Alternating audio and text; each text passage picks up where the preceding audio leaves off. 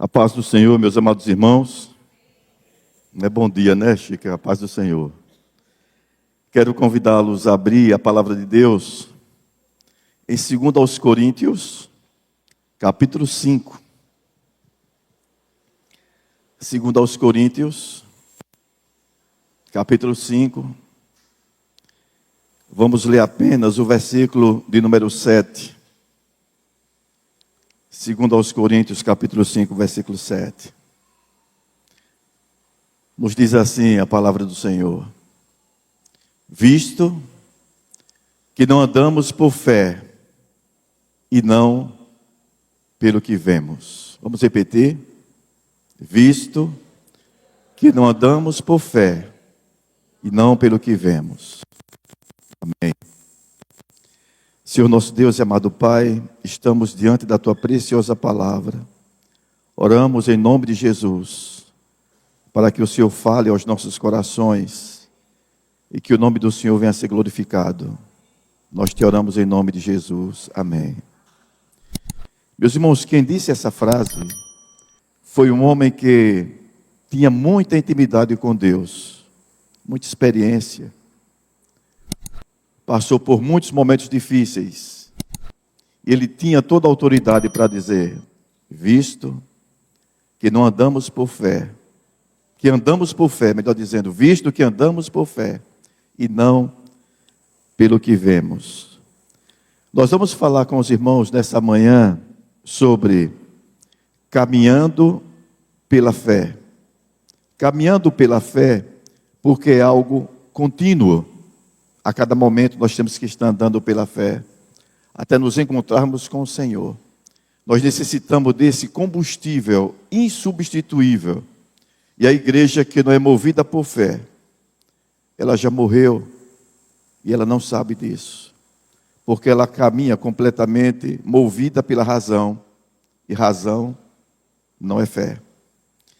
A vida cristã é jornada fundamentada na fé e não nas aparências ou circunstâncias.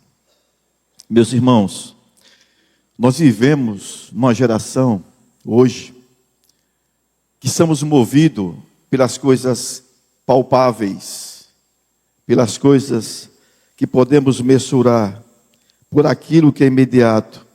Porque as pessoas, elas querem segurança, elas querem garantias e resultados. No entanto, o apóstolo Paulo nos lembra que a vida cristã não se baseia no que se vê, mas naquilo que nós cremos.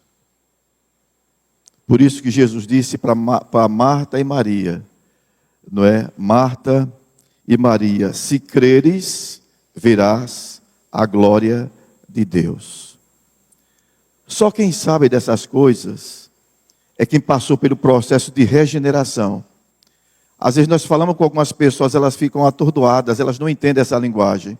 Muitos não compreendem isso, o que é viver pela fé. Porque você não vê nada, mas no seu coração tem tanta convicção de que o caminho é aquele. Porque, irmão, nós temos duas vozes. Temos a voz da consciência, a voz da razão, que é muito forte. Mas também nós temos uma voz que brada dentro do nosso coração, nos mostrando o caminho em que devemos andar.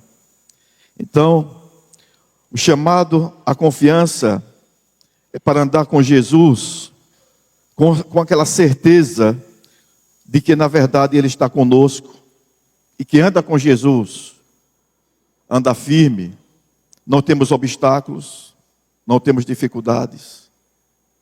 Com Ele, mas Ele permite as dificuldades, Ele permite os obstáculos, com a finalidade de nos ensinar, de trazer instrução para a nossa vida. Então, estamos falando sobre caminhando pela fé. Em primeiro lugar, caminhar pela fé é confiar em Deus quando os caminhos são incertos. Caminhar pela fé é andar com Deus quando os caminhos são incertos. O apóstolo Paulo escreve aos Coríntios em um contexto de sofrimento, muita perseguição e incerteza. Mesmo assim, ele reafirma que sua vida era conduzida pela fé, que muitas vezes entra em conflito com a sua própria razão, passando muitas dificuldades, mas o coração dele estava conectado com Deus. Então, como eu falei para os irmãos, existem duas vozes: a voz da razão e a voz do coração, a voz da fé. E eu quero dizer uma coisa para vocês, meus irmãos: a fé não é cegueira, a fé não é cega. A fé, na verdade, ela é muito viva. E nós temos alguns exemplos bíblicos para falar com os irmãos sobre a fé. No livro de Juízes, quando o Senhor chama Gideão para guerrear, libertar os midianitas daquela opressão, quando Gideão foi chamado por Deus, Gideão disse assim, Juízes, capítulo 6, versículo 15. Ai, Senhor meu, como livrarei Israel? Eis que a minha família é mais pobre em Manassés, e eu, o menor da casa do meu pai. E tornou-lhe o Senhor: já que eu estou contigo, ferirá os midianitas como se fosse um só homem. Você sabe por que Gideão entrou em confronto? Mente e razão. Meus irmãos, Gideão tinha à sua disposição 32 mil homens. Os seus inimigos, 135 mil homens, guerreiros e preparados, e armados, treinados. E esses 32 mil não têm treinamento nenhum. Mas o Senhor pede a Gideão que reúna aqueles homens e deixe de fora os tímidos e os medrosos. Dessa reunião que ele teve, sobraram simplesmente 10 mil homens para guerrear com 135 mil. Se Gideão vivesse pela razão, ou você, o que era que você faria? Você com 10 mil pessoas conseguiria enfrentar um exército de 135 mil treinado e preparado? Mas o Senhor ainda disse para Gideão, acho que ele ainda estava preocupado, ainda tem muita gente. Foi feita uma nova triagem. Daquela nova triagem, ficaram 300 homens, escolhidos por Deus para uma batalha. A razão não compreende isso, mas Deus o capacitou para que pudesse caminhar pela fé. Então nós precisamos, como igreja nos dias de hoje, caminhar pela fé. São exemplos bíblicos deixados para que nós possamos aprender. Então Deus o capacitou, treinou, preparou a vida de Gideão para essa batalha, porque Deus disse que estava com ele. Irmão, se Deus está com você, você está completo. Nos nossos dias, a gente precisa aprender isso. Quando Deus está conosco, nós somos mais do que vencedores. Não importa o número de pessoas, é quem está com você. Então, como nós estamos caminhando pela fé, nós não podemos andar por aquilo que vemos, mas precisamos confiar em Deus. Irmãos, em segundo lugar, caminhar pela fé é viver de acordo com as promessas de Deus e não com os nossos pensamentos, com os nossos sentimentos, com aquilo que nós estamos vendo. Nós precisamos aprender a andar de acordo com as promessas de Deus. Esse ano, eu tenho ministrado lá em Capela, e eu tenho dito aos irmãos assim, irmãos, nós estamos construindo um templo, mas eu tenho conversado com Deus, mais importante do que um templo construído, são tijolos humanos, preparados, e capacitados por Deus para cumprir essa missão. Eu tenho dito para Deus: Deus, prepare as pessoas, trate com o coração delas, para que elas venham ser um instrumento nas mãos do Senhor. Uma igreja que não tem fé, ela está morta e ela não tem como levar o evangelho da palavra de Deus. Então, esse ano, nós começamos da seguinte forma lá em Capela. Tivemos uma reunião e eu disse: irmãos, esse ano nós vamos iniciar o ano com 12 dias de jejum.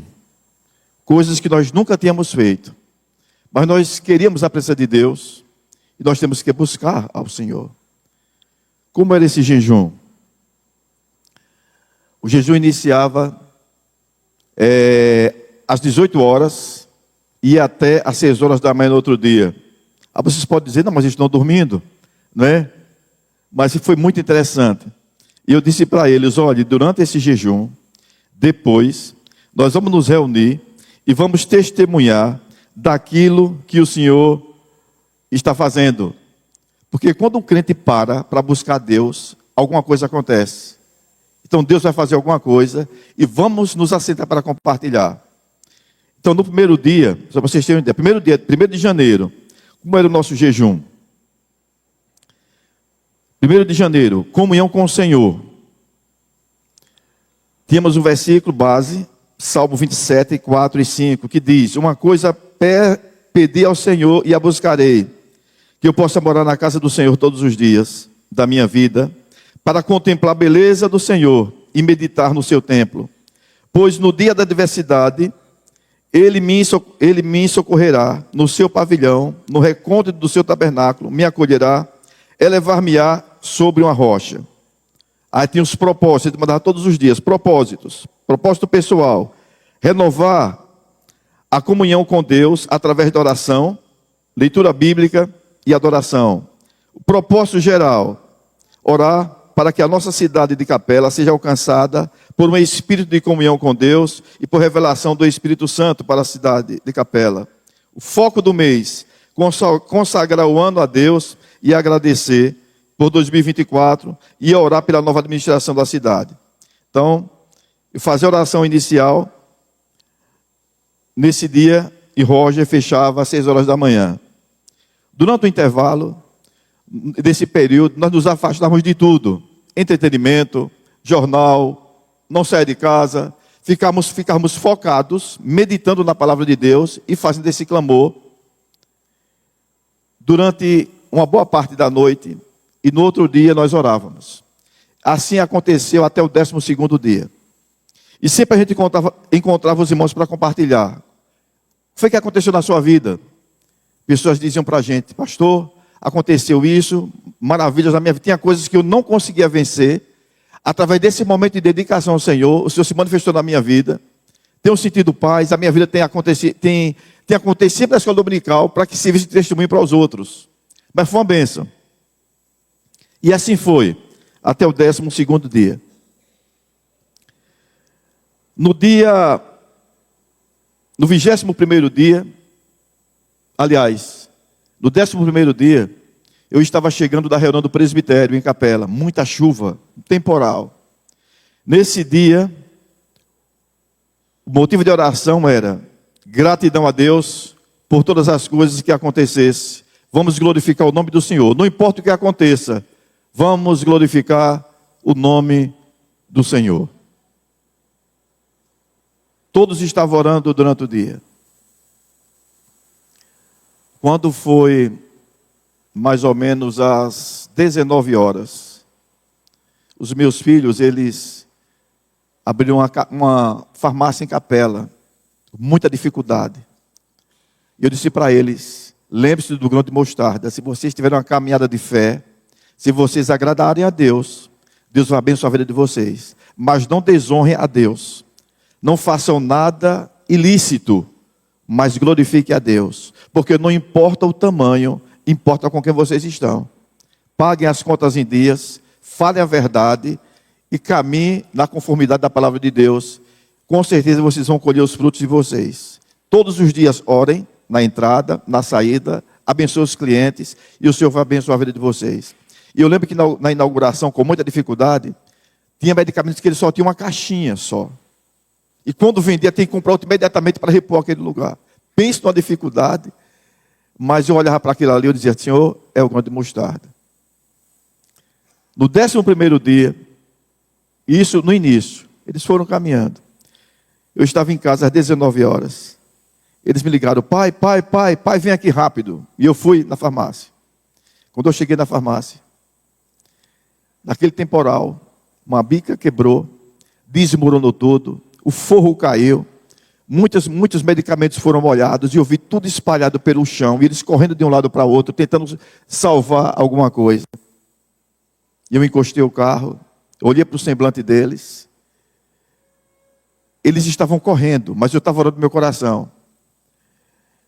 Irmãos, nós tiramos de lá aproximadamente 3 carros cheios de sacos, a medicação toda molhada, desperdício. E uma pessoa me disse, mas pastor, logo no dia da gratidão por tudo, eu digo, a cabeça não entende, mas o coração está em paz. E eu olhei para eles estavam orando também, jejuando nesse dia, como é que vocês estão? Eles me disseram, pastor, a gente não está entendendo nada, mas o nosso coração está tranquilo. Muitas duplicadas para pagar, muita coisa para fazer, e estava tudo por ali. E ele precisa da mão de Deus, mas como ele disse, a gente tem ensinado que nós não temos que caminhar por vista, mas caminhar por fé. A vista estava naquele prejuízo todo, mas a fé estava depositando em Deus. O Senhor é o dono de todas as coisas, Senhor. Então levamos todo o medicamento, tiramos tudo ali, eles foram para casa. Naquele momento nós fizemos um círculo e começamos a glorificar a Deus, no meio da chuva, dizendo, o Senhor sabe de todas as coisas. A vizinha ficava assustada olhando para a gente, do lado de fora. A gente está adorando a Deus. Ele é o dono de todas as coisas. Ele sabe o porquê disso. Saímos. No outro dia, uma pessoa chegou para os meninos e disseram, eu sei que vocês tiveram um grande prejuízo, vocês perderam muita coisa. E eles foram. Mas eu quero falar uma coisa para vocês. Vocês precisam repor tudo aquilo que vocês perderam. Eu estou à disposição de vocês. Eu vou emprestar um dinheiro para vocês recomeçarem. E daqui a 5 anos, vocês começam a me pagar como vocês, de acordo com a possibilidade de vocês. E eu vi um olhando para a cara do outro, assim, mesmo meninos muito tímidos, assim como eu, eles não expressam muito, mas a gente sente que o coração está pulsando. Eles ficaram muito agradecidos. E eles recomeçaram. Eles pegaram um valor significante para repor tudo aquilo que eles perderam. E eles começaram a trabalhar. Aproximadamente, depois de uns 10 dias, uma pessoa esteve lá, a pessoa que fez o empréstimo para eles, disse, preciso muito falar com vocês, e eu quero pedir perdão a vocês. Eles ficaram assustados. Porque eu sei que quando vocês olham para mim, vocês veem uma cifra, pelo montante que vocês pegaram. Mas eu quero falar uma coisa para vocês.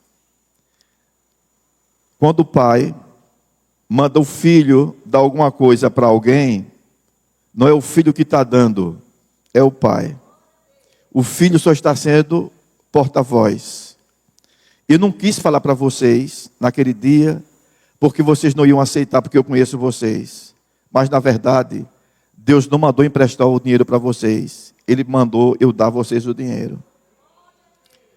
E eles ficaram olhando para a cara do outro. E eles estão trabalhando. Eles não agradeçam, porque não sou eu. Eu só fui instrumento. Mas foi o Pai que disse que ia dar um socorro para vocês.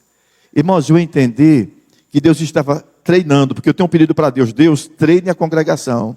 Treine cada família. Treine os irmãos. Porque nós não podemos ser igreja sem esse treino, sem essa busca. Não é fácil.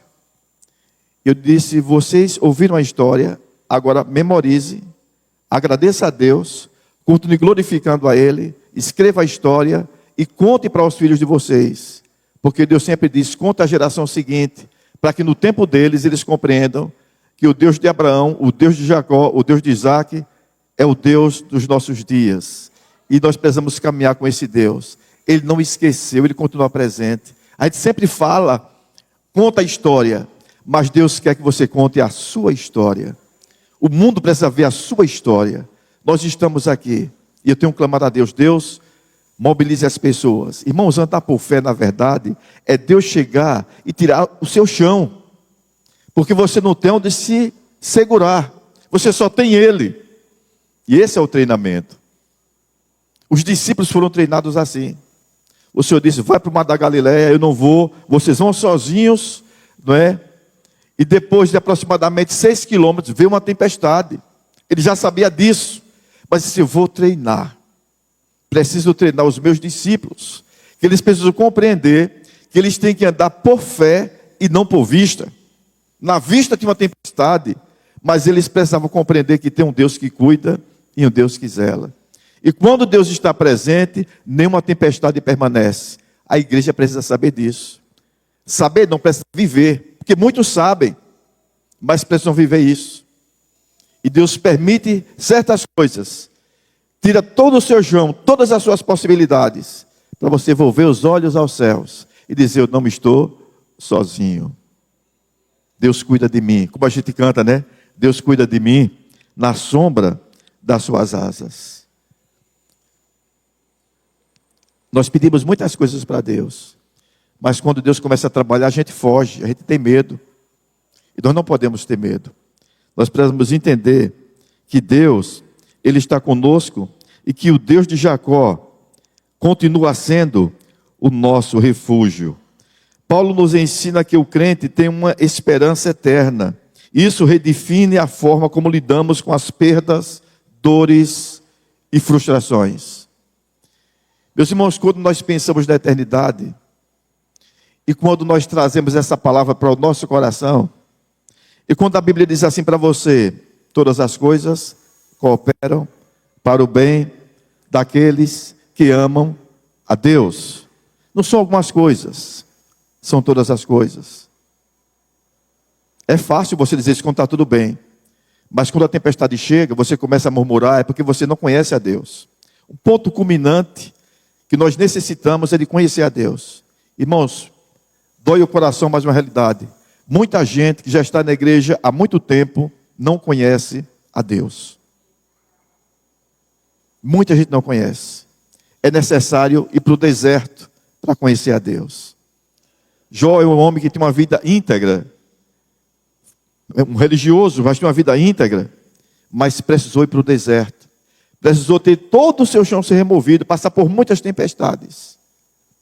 Mas aquilo que estava na mente dele não ofuscou a voz que estava dentro do seu coração. Temos que ter muito cuidado com isso. Não podemos permitir que a voz da mente, da razão, venha ofuscar a voz que está no seu coração. Ele permaneceu firme.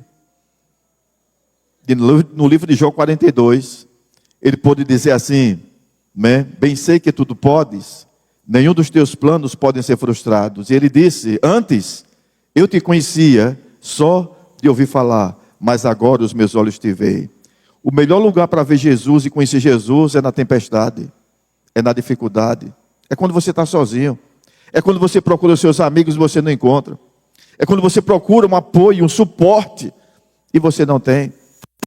Então, Deus permite isso para se revelar a você, para você compreender que tem um Deus que cuida de você.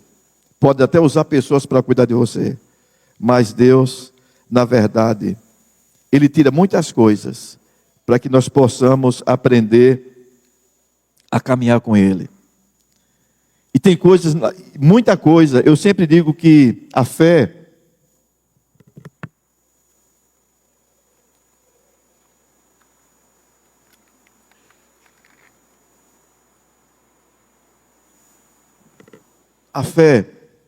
ela não passa pelo crivo da razão.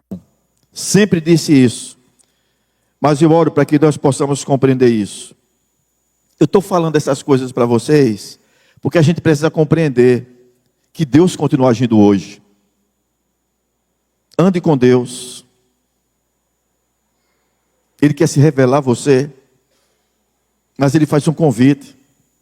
Buscar-me-eis e me achareis, quando me buscardes de todo o vosso coração. Você não entende as coisas. Não pode olhar para as circunstâncias, você precisa confiar nas palavras de Deus. Pode estar tudo desmoronando, mas espere em Deus, porque Ele vem ao seu auxílio e ao seu socorro.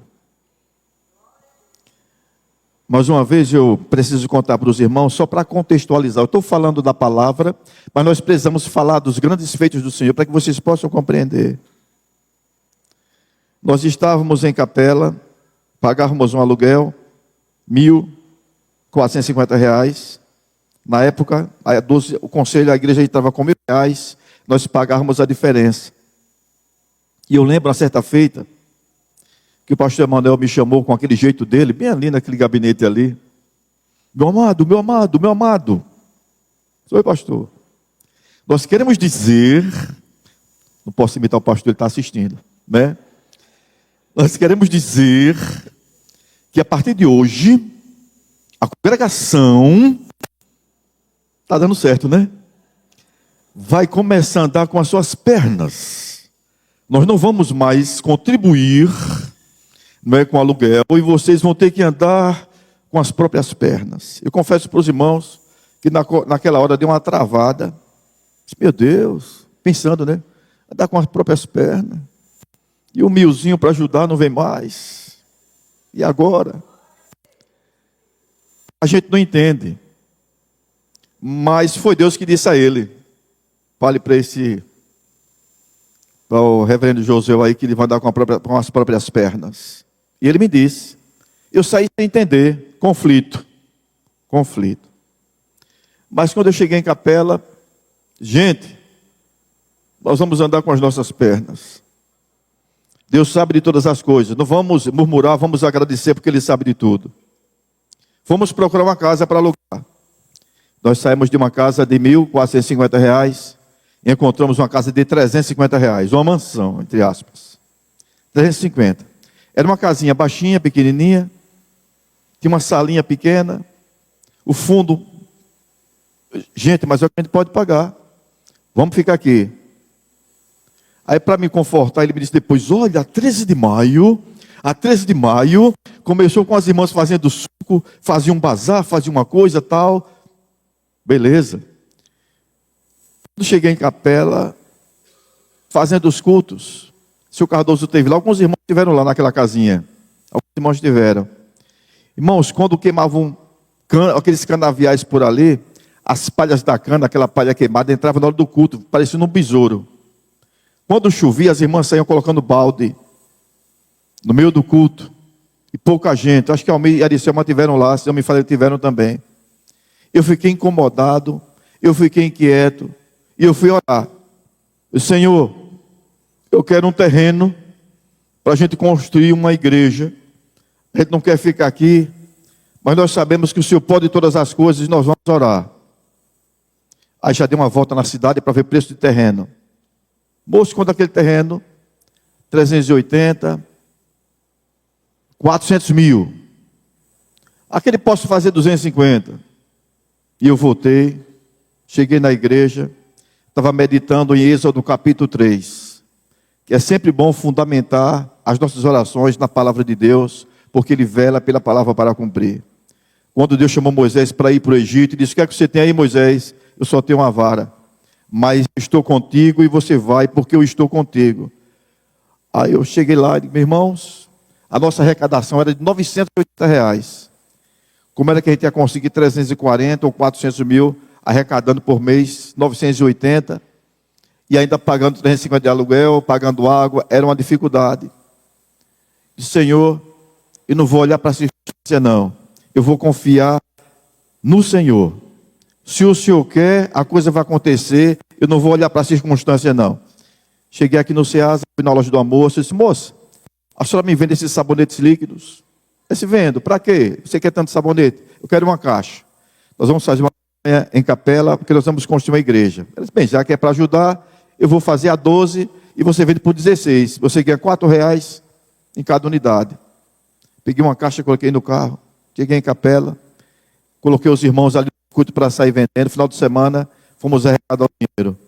Quando a gente estava contando, eu disse, meu Deus, a gente ganha R$ 50 para chegar em 400 mil. Mas Se não vou deixar esse pensamento entrar na minha cabeça, eu não vou olhar para a circunstância, porque o Senhor pode todas as coisas. Se eu for pensar nisso, ele vai continuar parado. Quando você dá o seu melhor, Deus honra você. Então nós começamos a fazer alguns bazares. Os irmãos contribuíram muito aqui da igreja, tem nos abençoado bastante. Começamos a vender. Daqui a pouco um teve uma ideia. Vamos fazer cantina, pastor? Cantina com os irmãos da igreja, cachorro quente. 2 irmãs chegaram com uma bicicleta. Pastor, a gente sentiu de trazer essa bicicleta para o senhor vender. E 3 crianças, aquilo mexeu com o meu coração. Uma menininha de 6 anos, uma de 7 e outra de 9. Pastor, a gente precisa falar com o senhor. Eu digo, pode falar. A gente está sentindo no coração da gente de participar da campanha. Aí eu olhei assim para as meninas, como é que vocês vão participar da campanha? A de 6 anos disse, eu sei fazer pulseirinha, pastor, para vender. Acho que é com miçanga, é miçanga que chama. Eu sei fazer pulseirinha, pastor. E as outras 2, eu vi minha mãe fazendo bolo, e eu sei fazer bolo. Eu vou pedir farinha de trigo, e eu vou fazer bolo, porque a gente quer ajudar também. Tá certo. As meninas saíram. 15 dias depois, as 3 chegaram com envelopezinho. Pastor, nós conseguimos vender. Aqui tem R$54 da venda dos bolinhos. Isso, a gente começa a se animar. E Deus vai fazendo, e Deus vai fazendo. Irmão, Deus permite isso para que a gente saiba que Ele está caminhando com a gente. Durante 3 anos, nós conseguimos arrecadar R$60 mil. Ficamos empolgados. Compramos uma casa, felicíssimo da vida. Vamos ter uma igreja. A casa media 5 de frente, com 27 de comprimento.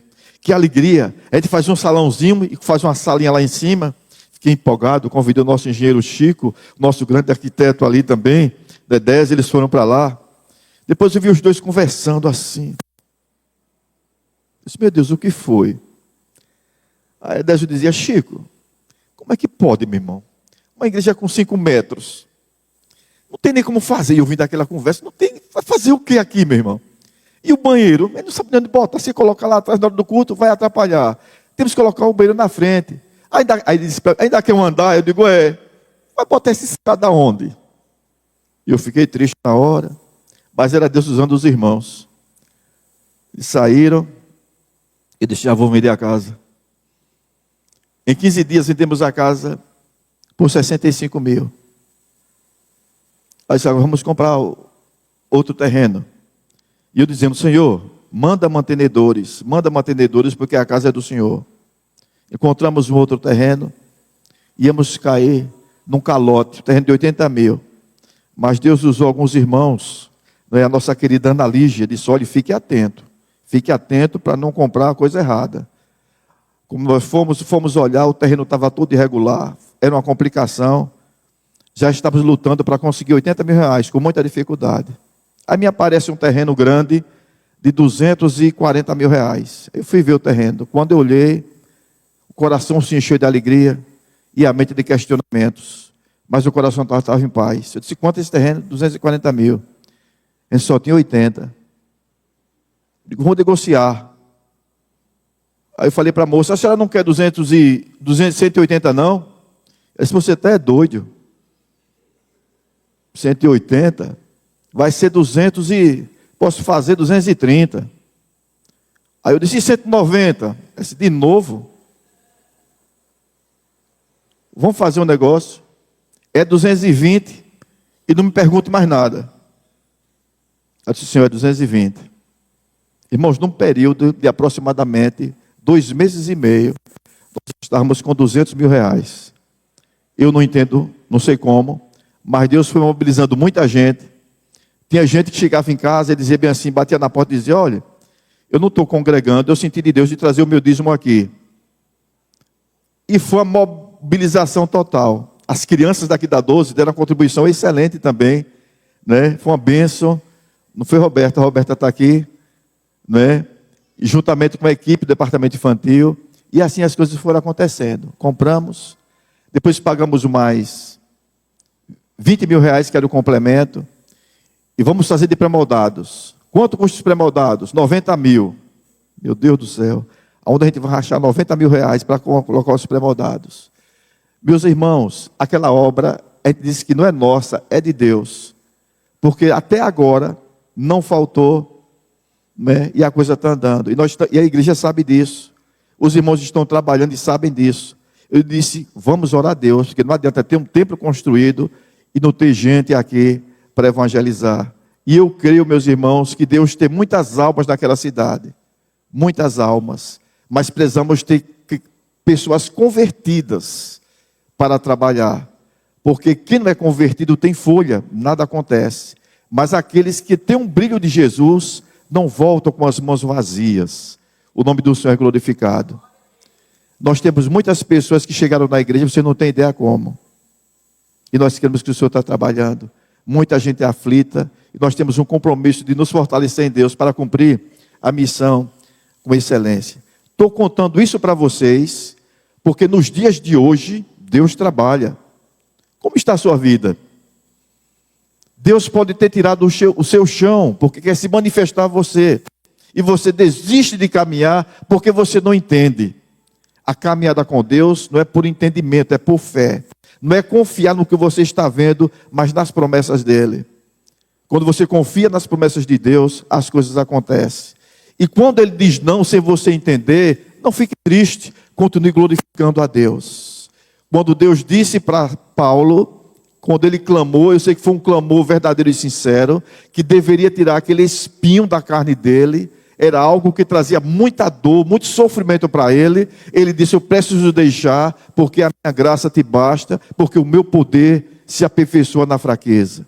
Tem muitas coisas que Deus vai continuar permitindo que você passe, mas não é para você reclamar, é para você glorificar a Deus, porque apesar de tudo isso, você tem um Deus que está cuidando, que está curando, que está tratando com a sua vida. Então Deus nos trata, tira o nosso chão, para que a gente aprenda a caminhar, não olhando para a circunstância, nem confiando em ninguém, mas nós precisamos confiar em Deus, que pode e sabe todas as coisas. José no Egito foi traído, foi esquecido, acusado injustamente, mas permaneceu fiel, porque confiava que Deus tinha um plano. Isso é fé. Aconteceu tudo aquilo, mas o coração dele sabia, Deus tem um plano. E no tempo de Deus a coisa aconteceu. Isso é fé. Você pode estar sendo esquecido, abandonado. Alguém falou mal de você? Em vez de ficar falando com outras pessoas, glorifique a Deus. Porque muitas vezes é permissão de Deus que gente fale mal de você, que pise no seu pé, para você aprender a ser cristão. Você precisa aprender a perdoar quando você é ferido. Mas não é ferido por gente de distante. É ferido como pessoas que andam com você. Elas lhe machucam e Deus permite isso para forjar o seu caráter de cristão. E pela fé, você precisa crer nisso, que Deus está cuidando. E quando você é aprovado, você é convocado para a missão. Mas você precisa compreender e entender essas coisas, para que vocês possam verdadeiramente glorificar o nome do Senhor. Em terceiro lugar, caminhar pela fé é viver com os olhos na eternidade. Meus irmãos, nós não temos nada. Tudo vem de Deus e é para a glória dele. O que é que você tem? Você ganha quanto por mês? Não me responda, por favor. Qual o seu patrimônio? Você trabalhou. Seus sonhos. Suas casas. Eu quero dizer para você que é bom, mas nada daquilo é seu. Vai chegar um momento que Deus vai chamar você, e você vai descobrir que tudo que você teve, você não teve. Leia o livro de Eclesiastes.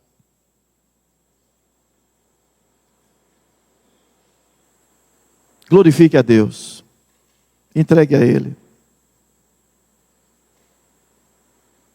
Lázaro não tinha nada, mas tinha tudo.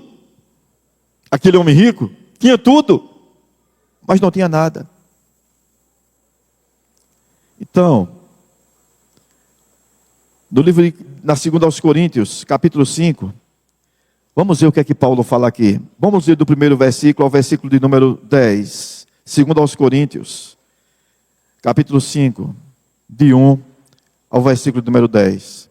Diz assim: sabemos que a nossa casa terrestre, deste tabernáculo, se desfazer, temos da parte de Deus um edifício, casa não feita por mãos eternas por mãos eternas nos céus. E por isso, neste tabernáculo, gememos, aspirando por sermos revestidos da nossa habitação celestial.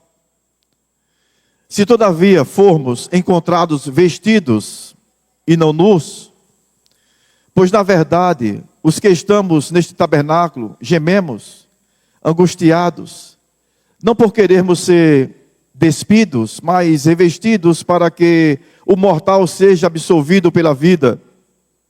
Ora, foi o próprio Deus quem nos preparou para isto, outorgando-nos o penhor do Espírito.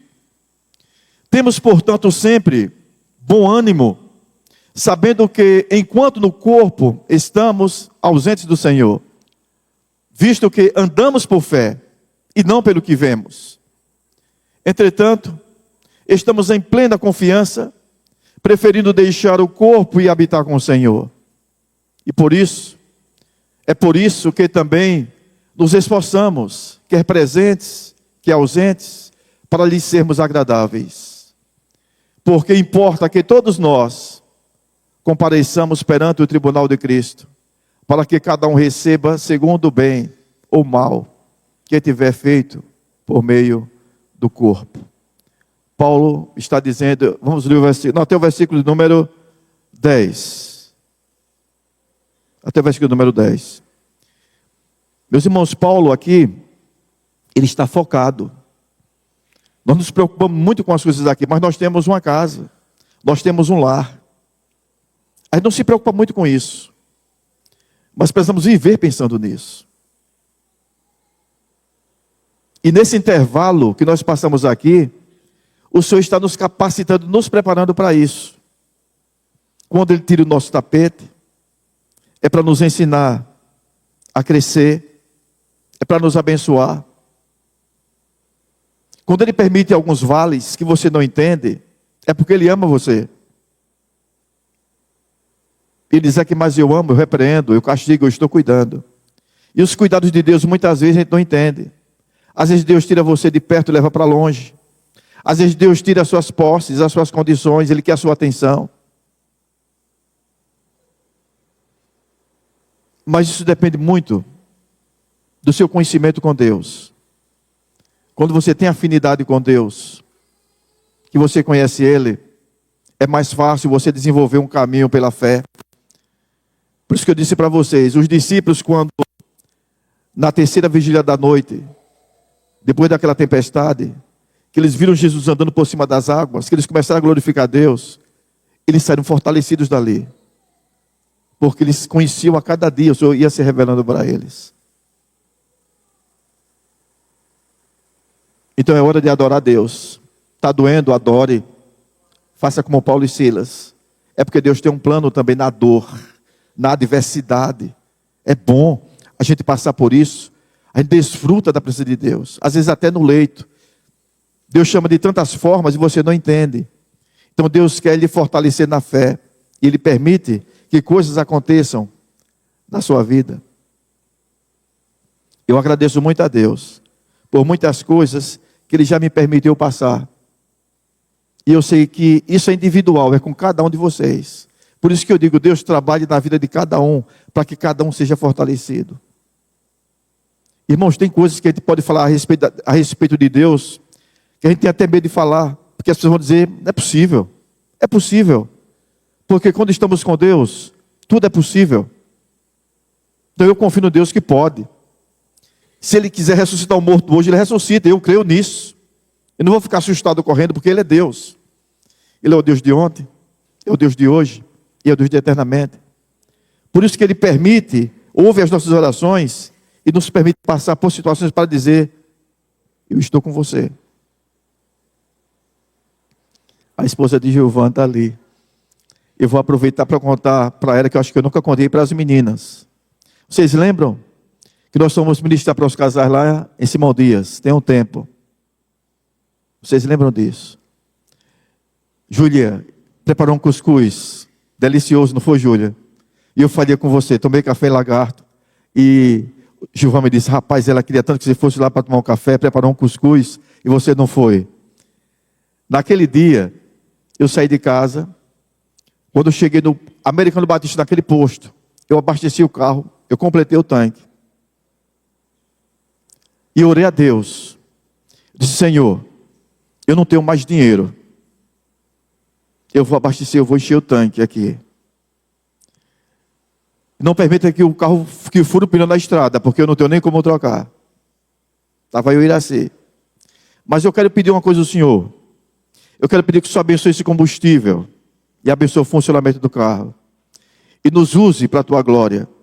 Nós estamos indo para Simão Dias. Oramos, saímos do carro, compartilhando algumas coisas e louvando a Deus por todo o caminho. Passamos em Lagarto. Em Lagarto, a moça disse, não vai se tomar um cafezinho não? Aí eu falhei. Aí eu tomei o café. Chegamos lá em Simão Dias, nós ministramos para os casais. E quando nós estávamos saindo, já chegando na porta, o reverendo Gilvan disse, meu irmão, pastor, por gentileza, um momentinho só, uma ajudinha para o combustível. E ele me deu um envelope todo grampeadozinho. Eu coloquei no bolso. Muito obrigado, irmão. Deus te abençoe. Nós retornamos. Quando nós chegamos no mesmo posto, no Americano Batista, eu disse, agora vamos completar. O bombeiro colocou a bomba e tirou. Disse, ei, só pegou 4 litros. Iraci olhou para mim, encheu os olhos de lágrima. Eu também enchi os olhos de lágrima e comecei a agradecer a Deus. Porque não é possível você sair de Aracaju a Simão Dias e voltar com 4 litros de combustível. Porque para a capela é muito mais perto e a gente gasta muito mais. E nós começamos a agradecer a Deus. Isso aconteceu porque Deus estava falando para mim, eu ouço as orações. E eu posso fazer. E eu posso fazer muito mais. Então isso traz para a gente uma confiança. E tem um Deus presente. Tem uma música que diz, Deus está presente. Deus está presente entre pecadores como nós. Irmão, nós precisamos desfrutar dessa presença. Ele quer andar com a igreja dele. Mas muitas vezes nós estamos olhando para as circunstâncias. E a gente canta. Não olhe para as circunstâncias, não. Olhe para o Senhor. Mas muitas vezes estamos olhando para a circunstância. Basta a dificuldade chegar. Nós precisamos olhar para o Senhor, que pode todas as coisas. Está lá, funcionando para a glória de Deus. Nós recebemos um espaço lá em Capela, não pagamos aluguel, uma lojinha, e durante toda a semana a gente vende, os irmãos levam roupas para o nosso brechó, e nós estamos vendendo lá, para a glória de Deus. Estamos trabalhando, não é? E nós queremos que esse ano ainda, nós vamos estar entrando no nosso templo. E se Deus falar ao seu coração, irmãos, essa palavra é muito forte, viu Chico, para eles, viu? Se Deus falar no seu coração dizendo assim, ei, faça um pix. Aí você faz. Mas se ele não falar, você não faça. Mas se ele falar, faça. É. E outra coisa, contribuir para a obra de Deus é honra. Eu não peço para todo mundo. Eu conheço alguns empresários que eu fui sentir paz e eu pedi. Mas outros que eu ia, o Senhor disse, não peça. Se a pessoa está com a vida, não tem a vida regular, eu não peço dinheiro para a obra do Senhor, porque a obra é dele. Mas se dá com o coração, é bênção. Não importa a quantidade. Porque quando você dá R$1, R$2, o Senhor multiplica. E nós entendemos, meu irmão, com o nosso coração, que a obra é dele, não é nossa. Nós só somos instrumentos. Nós não podemos nos achar, Deus que nos livre, mas nós glorificamos a Deus porque a casa é dele. Nesse momento, tem muita gente lá. Está uma Sodoma. E eu fico no meu coração orando a Deus. Eu digo, Deus, eu lembro de John Knox, quando disse, Senhor, me dê Escócia, senão eu morro. É fácil contar essa história. Mas quem era John Knox? Como era a vida de meditação? Como era a vida de oração daquele homem? Aquele homem tinha muita intimidade com Deus, vivia prostrado diante do Senhor, tinha uma vida de obediência, muita dedicação, muito jejum e muita oração. E Deus ouviu a voz dele e transformou o coração daquelas pessoas. E nós oramos para que Deus prepare uma igreja comprometida com o reino de Deus, que ame gente, se precisa amar gente. Porque quantas patadas a gente leva. Mas a gente precisa buscar aquele povo, o seu vizinho, o seu amigo. Mas o seu testemunho vai na frente. Às vezes Deus permite a tempestade para que o mundo contemple você na hora da tempestade. E diga, aquele homem é diferente da tempestade, aquela mulher é diferente da tempestade. E vai descobrir que é porque você serve um Deus que cuida de você. Aí é o testemunho. Porque falar todo mundo fala. Mas nós precisamos levar a Deus através do nosso testemunho. Então, meus irmãos, a minha oração é que você não ande de tanque vazio. Tanque vazio de fé é morte espiritual com certeza. E a fé vem pelo ouvir, pelo meditar, pelo buscar, pelo tempo intencional, buscando a Deus, pelo seu compromisso. Então busque a Deus com todo o seu coração, porque a palavra vem, a fé vem e você é fortalecido. Charles Spurgeon, ele disse que a fé é como um músculo. Quanto mais você exercita, mais vai se fortalecendo. Então, quanto mais Deus leva você para determinadas situações, você passa por suas provações e você começa a vencer, você começa a ver Deus trabalhando na sua vida, a sua fé vai se fortalecendo, e daqui a pouco você é transformado num gigante para glorificar Deus. Concluindo, foi o que Davi disse, quando estava diante de Saul. Aquele gigante, tentando destruir o povo de Deus, aí Davi disse, agora eu entendo. Por que foi que Deus me deu um leão e um urso? Se Ele me deu um leão e um urso, Ele pode me dar esse gigante também. Agora eu estou entendendo. Eu vou lutar com ele. Porque Ele disse que foi Deus quem deu a vitória para ele. Não era ele, mas era Deus. Por isso que Ele disse para o gigante, você vem a mim com a espada e lança, mas eu vou a você em nome do Senhor dos exércitos. Você tem um Senhor dos exércitos na sua vida hoje, porque a Bíblia diz que Ele é o Deus de ontem, é o Deus de hoje, é o Deus de eternamente. Então clame a Deus assim. Nas dificuldades, não olhe para as circunstâncias, não olhe para o tamanho do gigante, para a espada que ele está na mão, para a armadura dele, mas se você viver a palavra de Deus, se você está em comunhão com Deus, você pode dizer, diante da circunstância, para você, em nome do Senhor dos exércitos. O povo de Deus não perde batalha. Ele é treinado nas batalhas. Sempre uma batalha maior após a outra. Mas em tudo isso, Deus quer que o nome dele seja glorificado. Ele glorifica o nome através das vitórias da igreja. A única agência no mundo autorizada para ir ao mundo e propagar o evangelho não é a política, não são as instituições, mas é a igreja do Senhor, que está aqui com a missão de ser porta-voz da palavra de Deus. E para ela, ele disse, ide por todo o mundo e pregai o evangelho a toda criatura. Na medida que você prega, com fidelidade, com testemunho, as almas, o Espírito Santo vai trabalhando na vida de quem Ele quer trabalhar. Você não escolhe pessoas, você prega, e o Espírito Santo é quem convence do pecado, da justiça e do juízo. Eu digo que eu não procuro pessoas, mas eu procuro corações, porque o coração eu não vejo, quem vê é Deus. Então, de quem está falando do amor de Deus, as pessoas vão procurando, o que é isso mesmo? Como foi isso? E daqui a pouco a pessoa está glorificando a Deus. Agora me viu na mente, tem um senhor lá, uma moça, nós alugamos uma casa em Capela, e ela disse, olha pastor, eu não vou alugar essa casa em respeito ao vizinho, porque ele é muito católico e ele é um dos primeiros moradores dessa rua, e eu não quero jamais ter uma igreja próximo dele para não incomodá-lo. Aí eu disse, não menina, Mas a igreja não incomoda, não. Deixa eu falar com ele. Isso é quem sabe. Se o senhor falar com ele, ele concordar, mas a princípio é não. Aí eu fui conversar com o vizinho. Cheguei lá, bom dia, bom dia. Ele estava muito doente. Nós conversamos com ele, falamos que éramos uma igreja, que a gente ia ficar vizinho, mas não estávamos querendo incomodar. Mas se o som ficasse muito alto, pode falar que a gente baixa um pouquinho o som, tal. Ele ficou meio assim, o senhor está doente, então podemos orar pelo senhor? Pode, sim. Fizemos um clamor, oramos, fomos embora. Ele disse, não, diga à moça que pode vir.